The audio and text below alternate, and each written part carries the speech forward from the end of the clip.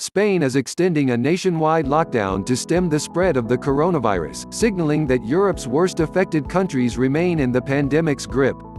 Spain became the second European country after Italy to report more than 20,000 deaths linked to the virus after authorities reported another 565 victims on Saturday.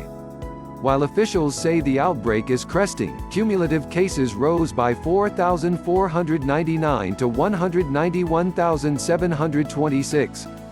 Prime Minister Pedro Sanchez said he would ask lawmakers to extend the lockdown until May 9 rather than lift it on April 25.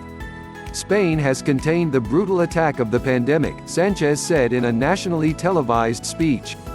The gains aren't enough yet, and they are fragile. Italy's daily death toll declined to 482, the lowest since April 12. Europe's hardest-hit country last week extended its lockdown until May 3, even though there are signs that new cases are peaking. In Germany, which plans to ease some restrictions on commercial life on Monday after a 4-week shutdown, new cases increased the most in a week.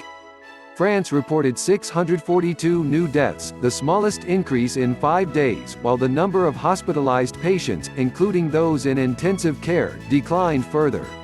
The decline in the need for equipment and staffing for intensive care is confirmed, but we're still at an exceptional level, far above the usual maximum in France, the French Health Ministry said in a statement Saturday.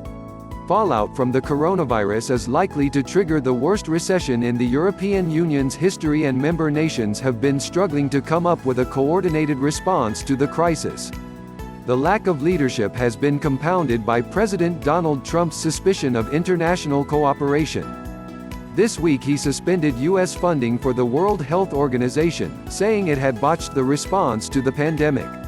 A group of 13 countries including Germany, France and the UK issued a joint statement Saturday noting the critical role of the WHO in tackling the virus outbreak. In an apparent rebuke to Trump, the so-called Ministerial Coordination Group on COVID-19 said a strong and coordinated global health response is needed. Next week promises to be crucial for European investors as they try to gauge the economic impact of the outbreak. On Thursday, global data will start to quantify the damage, while on the same day the EU is due to hold a summit to agree on its rescue package and the UK is set to revise its borrowing plans. UK plan. Deaths in the UK rose by 888 from Friday, increasing the death toll to more than 15,000. Only Spain, Italy and France have suffered more deaths in Europe. The British Medical Association warned that the country risks running out of protective gear for hospital staff. At the same time, senior UK government ministers have drawn up a 3-phase plan that would allow schools to reopen as early as May 11, the Sunday Times reported. The proposal, to be presented to Prime Minister Boris Johnson when he returns to work, also envisages the reopening of clothing stores and garden centres, and the resumption of full bus and rail services.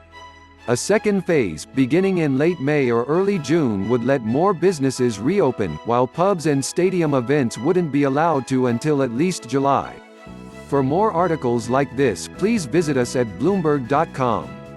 Subscribe now to stay ahead with the most trusted business news source.